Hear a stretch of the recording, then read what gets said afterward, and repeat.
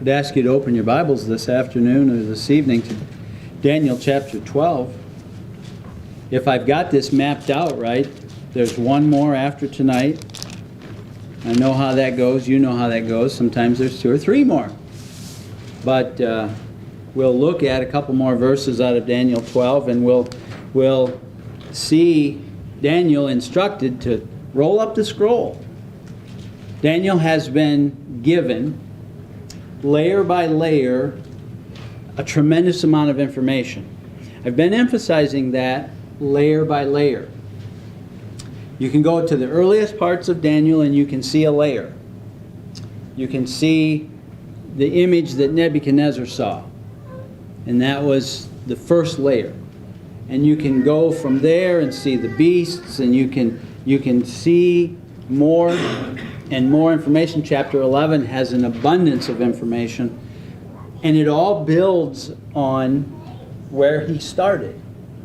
And I think that's a very key thing to understand, that you have the image, and you have the four kingdoms represented by the image, and then so you have the Babylonian Empire. You know, thou art the head of gold, Nebuchadnezzar. You have that empire. You have, coming down the image, the two arms, two shoulders, two breasts. You have that Medo-Persian Empire that takes over and conquers the Babylonian Empire and takes over. And you have then the Greek Empire, especially under Alexander the Great. And then you have that divided into four, and from one of those we'll see the little horn again tonight. And then you have the Roman Empire, and how it just is a melting pot for every kindred, tribe, and tongue. It just all melts into that Roman Empire in some way, shape, or form, and it manifests itself in the feet and the 10 toes and so on. That's the first layer. And then each layer, the way God sees the nations, he describes them as beasts. One beast devouring another beast. One ravenous, this angry beast ripping to shreds the previous beast, and having that to be God's viewpoint of these empires. And then more and more as the layers unfold, you get more and more information. And so tonight we see, we're in chapter 12 of Daniel, and he's really wrapping things up. And he's giving some concluding thoughts and instructions.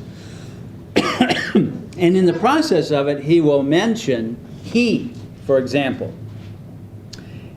If you don't understand that he's been getting repetitive layers of the same information, each layer growing more complex and more full in its informational value, you won't understand when he says, he will do this. Who he? Well, the he that we've been identifying in the earlier layers.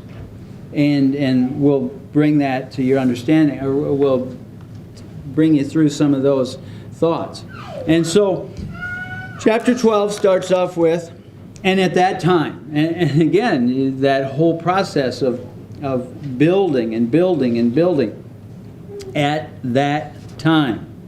Well, at what time?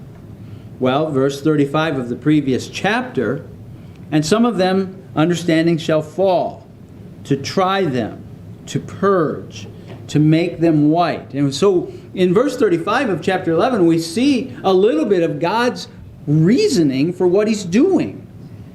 To try, to purge, to make white.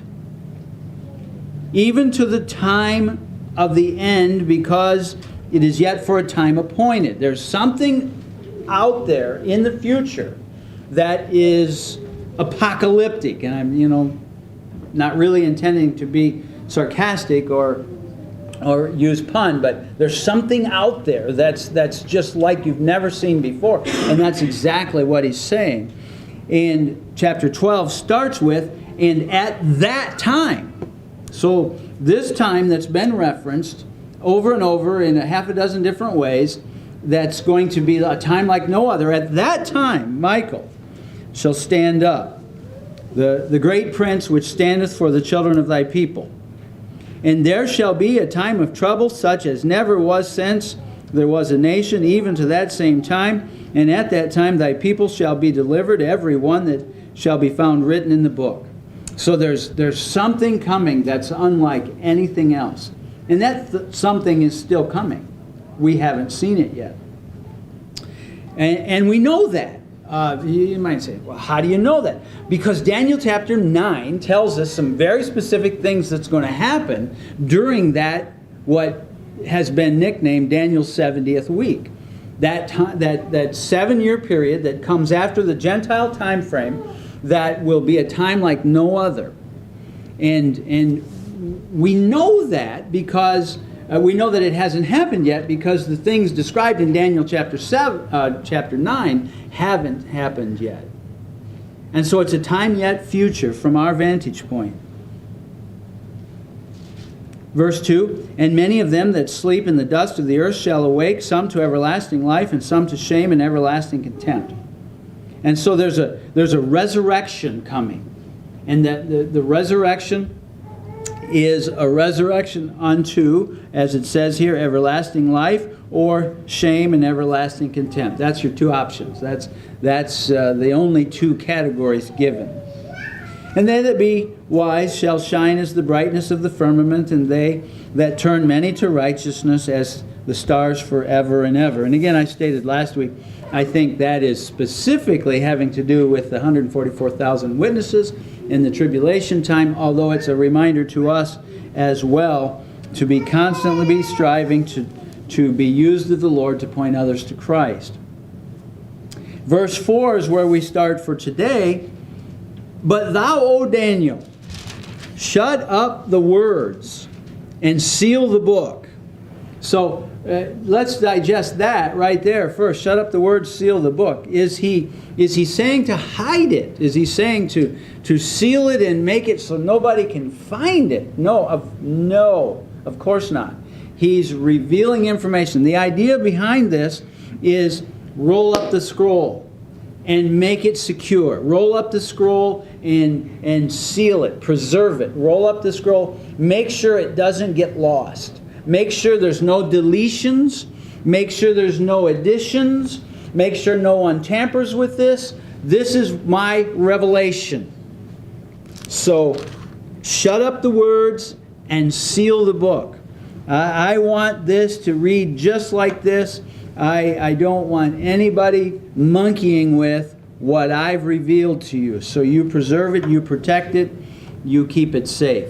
Not that he's trying to hide it. Not that he's trying to keep the knowledge restricted to himself. Not that kind of sealing it up. And he says to do that to the time of the end. So we continuously through Daniel, and especially in this latter couple of chapters, we continuously are faced with the end. Something at the end. The time that is yet appointed. That phrase, that thought, that idea just continually is there, even to the time of the end. And it goes on to say, and then in verse 4, that many shall run to and fro. And many put that in the next part and say that's today. Look at this. Many shall run to and fro, and knowledge shall be increased. Many put that, and I'm not among them, but many put that as our day and age. Many run to and fro. We've got a lot of folks in our small congregation running to and fro right now for spring break. Lots of people. Who was it? I forget who. Oh, my friend who's in Florida also right now wrote me and said, I think everybody in the country is in Florida right now. He said, it's terrible down here to try to get around. And that's, in my opinion, that's not what he's talking about when it says, many shall run to and fro and knowledge shall be increased. That knowledge being increased, and I've even been to I've heard men preach that if you took a chart and you took the knowledge from the 1800s, 1900s, and then all of a sudden you just go, whoo, and you get into the internet age and the computer age, and knowledge is increased. All those things are true. They're obvious. That's not what he's talking about. Not in my opinion. We're coming into a time, the time of the end, the apocalyptic time that is like no other. They're coming into absolutely uncharted territories. They've never seen anything like this. I mean, you go back to the Holocaust, not even close. You go back to so many things that we can put our minds to and understand, and no, beyond that, way beyond that. And so men are running to and fro, trying to figure out, and it's a figure of speech. Look at Jeremiah 5:1 with me. Jeremiah 5:1. I believe what he's using is a figure of speech. And that to and fro. Jeremiah chapter 5 and verse 1. Read with me if I can get my pages to cooperate. Run ye to and fro through the streets of Jerusalem, and see now, and know, and seek in the broad places thereof, if you can find a man, if there be any that executeth judgment, that seeketh the truth, and I will pardon it. So this idea of running to and fro through the streets of Jerusalem, they're seeking, they're searching. I believe that men will be driven in this time period, the time of the end, the time that's apocalyptic, I keep saying, that they're going to be searching for answers. They're going to be driven to try to figure out what is going on around here. And knowledge will be increased as they begin to see what is going on around here, as it reads out of Daniel like opening a newspaper. As it reads out of Daniel, and we went through sections of Daniel. Remember that they were naming kings before the kings were born. Daniel was receiving information about things that were going to happen soon after his lifetime. Before they were born, he named kings. And we saw that. And now we're getting to the point that's well beyond Daniel's lifetime, well beyond those empires, well beyond maybe ours, who knows, but it's still yet in the future. And one day the things are going to start unfolding, and the book of Daniel, especially chapter 11, is going to read like the newspaper of the day, describing who's doing what, describing how this fits there. Knowledge will increase as men are driven to try to figure out what's going on. And they, through all the chagrin necessary, through all the hesitation necessary, they even turn to the Bible. Or maybe some with biblical basis, they do quickly turn to the Bible. And their knowledge is increased because they begin to put it together. They begin to see and have clearer understanding, because it will begin to fit together. Now there's going to be some things that you and I don't know. There's going to be questions that you and I have that we won't have answered in this lifetime. There's questions Daniel has that he doesn't get answered. He just tells them, go about your way. That's not for this week. But this running to and fro is in search of answers, trying to make sense of what's going on, in my estimation. And the things and the knowledge will be increased because it'll start to fit together and come together for those that can see it through the lens of the Bible, especially Daniel and Revelation. So seal the book, even to the time of the end. Many shall run to and fro, and knowledge shall be increased. And that's somewhat of the end of that dialogue. And then Daniel looks up in verse 5. I, Daniel, looked, and behold, there stood other two, one on this side and one on this side of the bank of the river, and the other on that side of the bank of the river. And I believe this is two angels there in verse 5, seemingly two angels.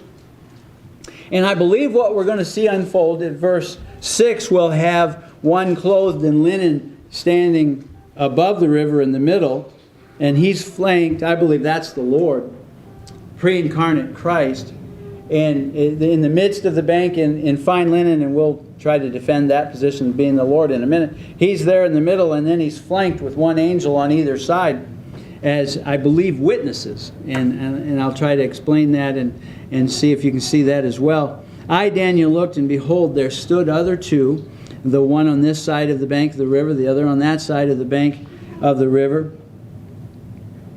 And one said to the man clothed in linen. So one of the angels speaks to the one clothed in the linen. Now we'll deal with the linen in a second, but let's deal with this verse. In verse 6, he asks the question, how long? See, how long shall it be to the end of these wonders? You've hit us with a lot of information. You've taken a truckload of information and put it right before our feet. How long is it until, the way he puts it, how long shall it be to the end of these wonders? When is all this happening? How long until we get to that point? How long? Still trying to figure out all this.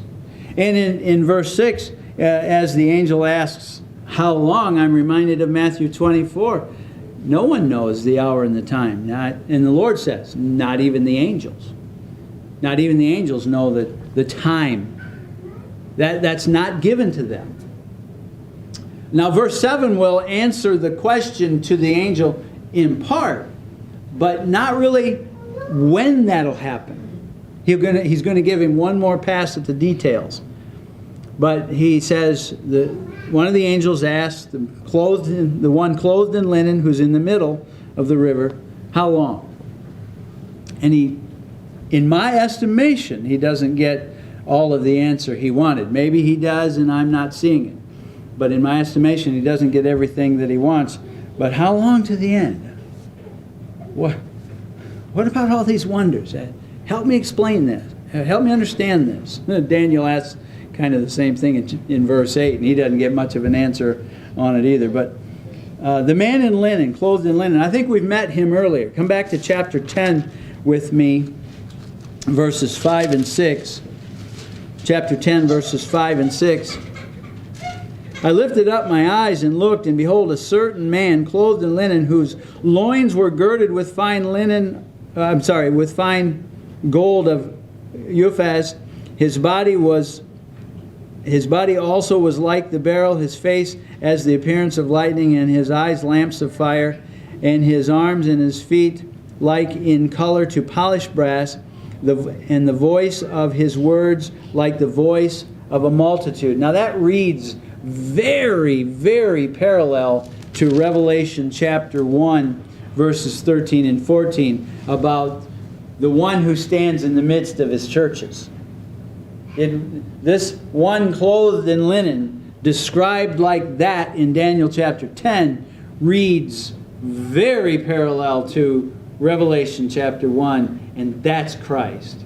And so I believe this one in linen in chapter 10 is Christ. I believe this one in linen in chapter 12 is Christ. And that's why I emphasized at the beginning, we have to understand, I think to understand Daniel, we have to understand the nature and the structure of the book to the point where we see there's a basis of understanding. There's another layer of understanding that's broader and fuller. There's another layer of understanding that's broader and fuller. And so when he, in the narration, gives, he does this, and this man of linen, clothed in linen, does this, without any qualifiers, without any explanation who it is, it's because this is a 12-page document. The chapter divisions may be hindering our understanding sometimes. It's a 12-page letter, the way that we would have it, 12 chapters. And probably in its original form, just a continuous scroll. And so he doesn't have to keep redefining the he and the one clothed in linen. He just said who it was. Or he says it enough and gives you enough of a description in chapter 10 that we can, in our day and age especially, put it together with chapter 11 and say, oh, that's the Lord. That's Jesus, the one who stands in the midst of his churches. And so here, it seems like, oh, the man clothed in linen, he just kind of comes out of nowhere and there's no explanation. We wonder who he is. No, you don't have to wonder. We've already been informed in earlier passes of information. And so, how long to the end of these wonders?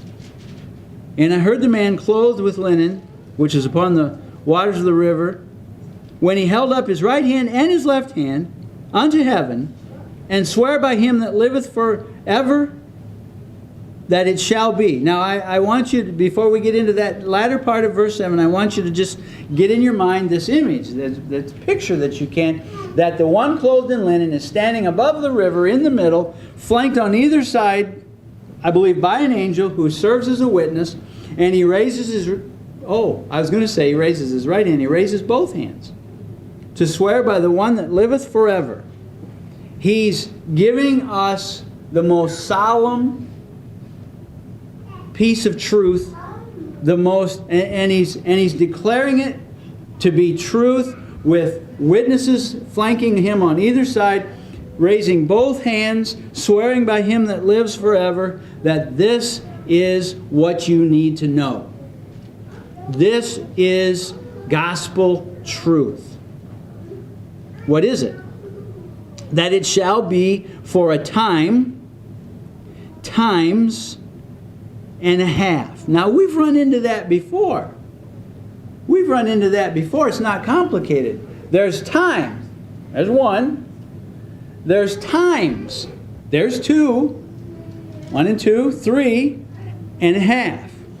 We've run into 3 and a half many different times. In fact, except for giving us the number of minutes and seconds, he gives it to us in years.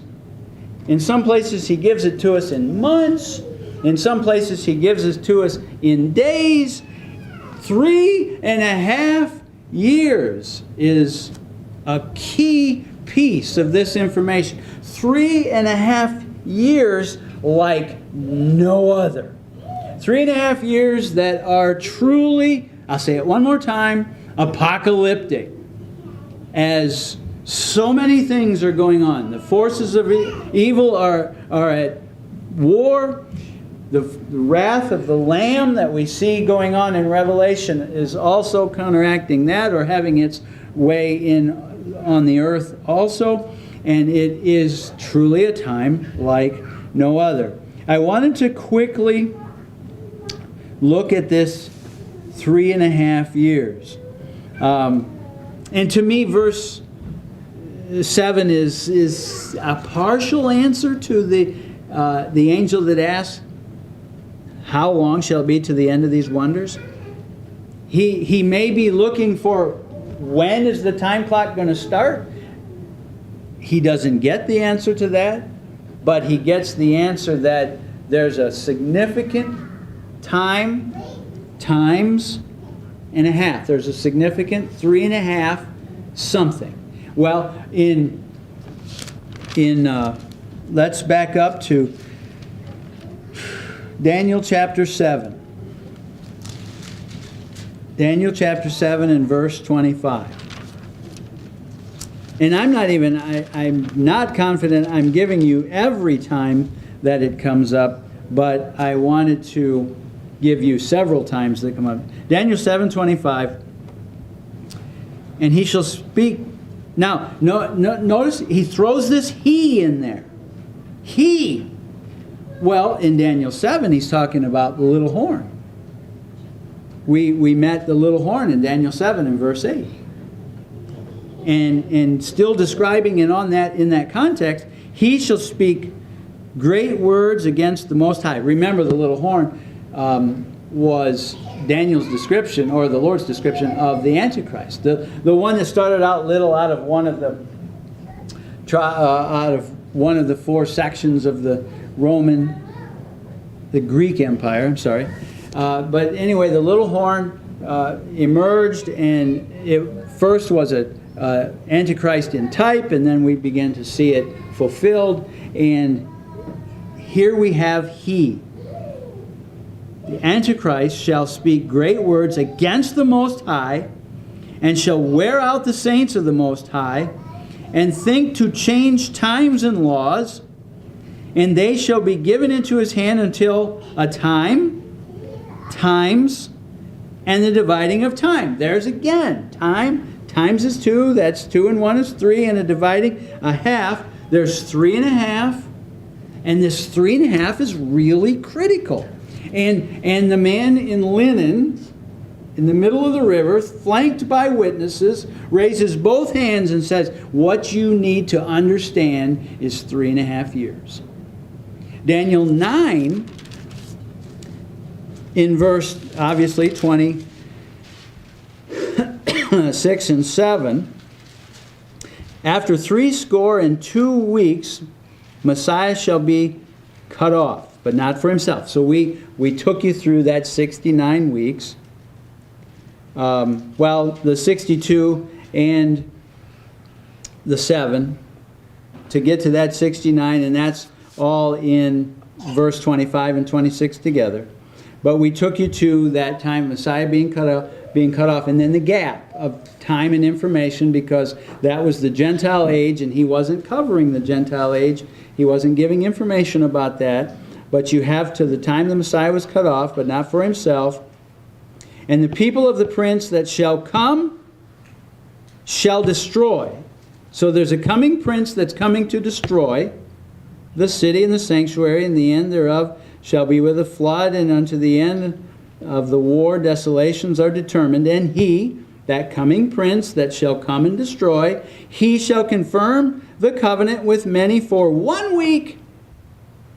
Daniel's 70th week, and we made the case that that's a week of years, that 7-year period.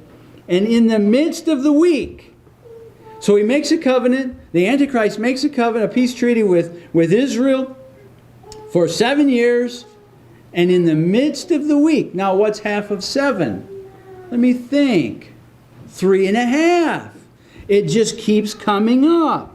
That I believe the time clock starts ticking when the peace treaty is signed between Antichrist and Israel. What they won't realize, unless they understand their Bibles, that 3.5 years into that, as it says here, at the midst of the week, in the middle of that time, he's going to break the treaty. And he's going to stop, what does it say? He shall cause the sacrifice and oblation to cease. It's going to be a time of great desolation. And we not only have that, but we have it in Revelation chapter 11. We have it in Revelation chapter 11, the description of, we're now in the portion of the Revelation, that is the description of that time like no other. And he says in chapter 11, verses 2 and 3, but the court which is without the temple leave out, and measure it not, for it is given unto the Gentiles, and the holy city shall they tread underfoot for 42 months. 3.5 years. And I'll give power to my 2 witnesses, and they shall prophesy 1,260 days, clothed in sackcloth. Guess what? 3.5 years again. And remember, the Jewish calendar is 360 days in a year, and they do something like a leap year every so often to fix that we would have 365, but the Jewish calendar has 360. And so every way the Bible can write it, there's something significant about 3.5 years. So back in our text in Daniel,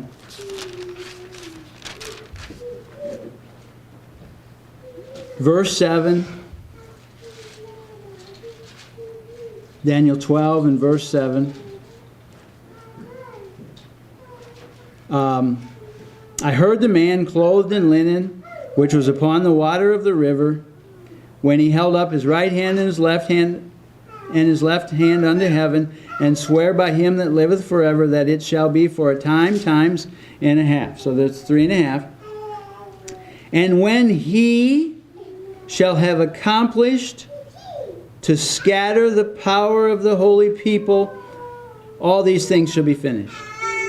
Who's the he that is scattering the power? Or the idea in the Hebrew is to shatter. Who is the he that is striving to accomplish the shattering of the power of the holy people? I believe it is the one who is allowed to make war with the saints and prevail, Revelation 13. One more, let's just go ahead and read a piece of Revelation 13. Revelation chapter 13. And that's, again, the he, built on the information given to us from several layers of information prior to this one. Revelation 13 and 4 through 7. And they worshipped the dragon, which gave power unto the beast. Satan gave power unto the Antichrist. And they worshipped the beast, saying, Who is like unto the beast, who is able to make war with him? And there was given unto him a mouth speaking great things and blasphemies, and power was given unto him to continue, there it is again, 40 and 2 months, 3.5 years. And he opened his mouth in blasphemy against God, to blaspheme his name and his tabernacle and them that dwell in heaven. And it was given unto him to make war with the saints and to overcome them. And power was given him over all kindreds and tongues and nations. And all that dwell upon the earth shall worship him. Well, one qualifier, whose names are not written in the book of life of the Lamb slain from the foundation of the world. And so we have this verse 7. There's going to be something spectacular in a negative way. Something like no other. A key part of that is going to be something that involves 3.5 years. And you put those various times together. The Bible talks about it. We understand that we're in Daniel's 70th week. We're at the latter part of that 70th week after the Antichrist has broken the treaty. And so the 70th week starts with the treaty, and then the time clock ticks to 3.5 years. He breaks the treaty, and then it turns loose, and things get like no other, ugly. And he that stands in white linen upon the waters with his both hands raised and flanked with witnesses says, you need to understand that piece of information. Now, I'm not giving you when that's going to take place, but I'm telling you that that's what's going to take place that you need to make, that you need to mark, that you need to know. Big picture in all of this, I don't pretend to have all the answers of all the details. Big picture of all of this is God's providence working to bring all things to an expected end. And in that, He will allow, even say, Revelation 13:7, that the beast is allowed to make war with the saints and prevail for a time. And all of that to bring about His perfect conclusion. All of that to bring Him ultimately glory. And the Bible tells us whatever won't bring Him glory, He restrains. And so, the end of verse 7, it's after this 3.5 years, this one has accomplished the scattering of the power of the holy people, and it ushers in what he calls the end. All of these things shall be finished. And in case you get discouraged, let's read verse 8. And I heard, Daniel said, I heard, but understood not. Then said I, O my Lord, what shall be the end of these things? So, don't get discouraged. Daniel heard it. He didn't understand all of it either. And verse 9, the Lord tells him to go his way. We'll deal with that next week. I'm not concerned that I may not be able to answer every naysayer or have every piece of the puzzle figured out where they fit. I'm not concerned about that. The big picture is God wins. The big picture is, as we ended the book of Revelation, He resets everything. He restores everything. Everything from the garden has been reset and restored into a more glorious fashion. And all of His redeemed are with Him forever. God wins. All of this works out exactly the way God had described. It all works out exactly the way God has planned and designed it. And that's the big picture. And the other part of the big picture is that Daniel was told to seal up the scroll. God's Word is authoritative. God's Word has to be looked at as the ultimate authority. And don't monkey with it. Don't take a penknife and cut this page out. And don't take an ink pen and try to add inspired word. You can't. The book as we have been given it is how He wants us to have it. And we just need to read it, try to follow it. Not add to it, take away from it. We get that admonition in the end of the book of Revelation. And so there's some big pictures to take away from this. The other big picture is God is working to purify His people. God is working, and we saw that in chapter 11. We saw that in the book of Revelation. God is working to make His people ready and white and pure. And He always accomplishes what He sets out to accomplish. All rebellion put down, and all His people washed, redeemed, made white, living with Him eternally in perfect harmony. No more rebellion, no more war, no more tear. How's that sound? So next week, Lord willing, unless the Lord changes how I'm thinking on wrapping it up, that'll be it. We'll get some concluding thoughts from Daniel. Let's stand and be dismissed.